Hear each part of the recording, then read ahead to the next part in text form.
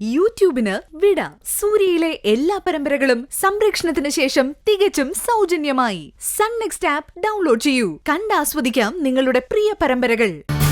ദയെ മാത്രം മാറ്റി നിർത്തി ബാക്കിയുള്ളവരോട് ഇവിടുന്ന് പോകാൻ ഇന്ദ്രേട്ടന് പറയാൻ പറ്റില്ല. അങ്ങനെ പറഞ്ഞ ദയ ഇവിടെ നിൽക്കത്തുമില്ല. അതൊക്കെ പോട്ടെ, ഇന്ദ്രേട്ടന്റെ അമ്മ ഇപ്പൊ എവിടെയുണ്ട്?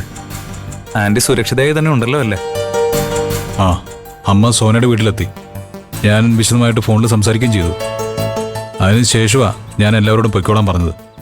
ഓ, അമ്മ പ്രശ്നമൊന്നുമില്ലാതെ അവിടെ എത്തിയെങ്കിൽ പിന്നെ അച്ഛനെയും ബാക്കിയുള്ളവരെയും ഇറക്കി വിടണമായിരുന്നോ ഇന്ദ്രേട്ട?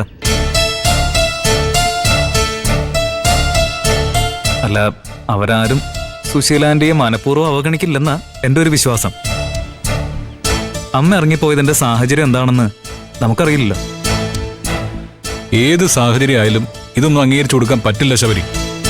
ആ, അമ്മയ്ക്ക് പകരം ഇവിടുന്ന് പോയത് വിച്ചുമോനാണെങ്കിലോ ഇവരാരും കാണാതിരിക്കുവോ? അതുപോട്ടെ, അനുപമയുടെ അച്ഛനാണ് ആരോടും പറയാതെ പോയതെങ്കിൽ ആ നിമിഷം എല്ലാവരും അറിയില്ലായിരുന്നോ? എന്റെ അമ്മ കണ്ടാൽ കണ്ടത് പറയുന്ന സ്വഭാവക്കാരി ആയതുകൊണ്ട് പണ്ടേ അമ്മയെ ആർക്കും ഇഷ്ടമൊന്നും അല്ലല്ലോ. പക്ഷേ പണ്ടത്തെ അമ്മയല്ല ഇപ്പം. ഇവിടുന്ന് പോയതിനു ശേഷം അമ്മ വല്ലാതങ്ങ് ഒതുങ്ങി. അതുകൊണ്ടാ അമ്മ എല്ലാം സഹിച്ച് മിണ്ടാതെ ഇറങ്ങിപ്പോയത്. അതാ എനിക്ക് വലിയ സങ്കടമായിപ്പോയത്. ശരി ഇന്ദ്രേട്ട, ഇന്ദ്രേട്ടന്റെ മാനസികാവസ്ഥ എനിക്ക് മനസ്സിലാവും. പക്ഷെ അനുചേച്ചിയുടെ കാര്യങ്ങൾ നോക്കാൻ ഇവിടെ ആരെങ്കിലുമൊക്കെ വേണ്ടേ? അത് വേണം. ഇവളെ ഓർത്തുകൊണ്ട് മാത്രമാണ് ഞാനിപ്പോഴും ഇവിടെ നിൽക്കുന്നത്.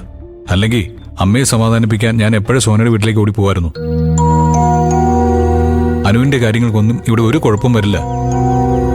അത് വിചാരിച്ച് ആരും ഇങ്ങോട്ടൊന്നും നോക്കണമെന്നില്ലെന്ന് ശബരി ഒന്ന് പറഞ്ഞേക്കണം.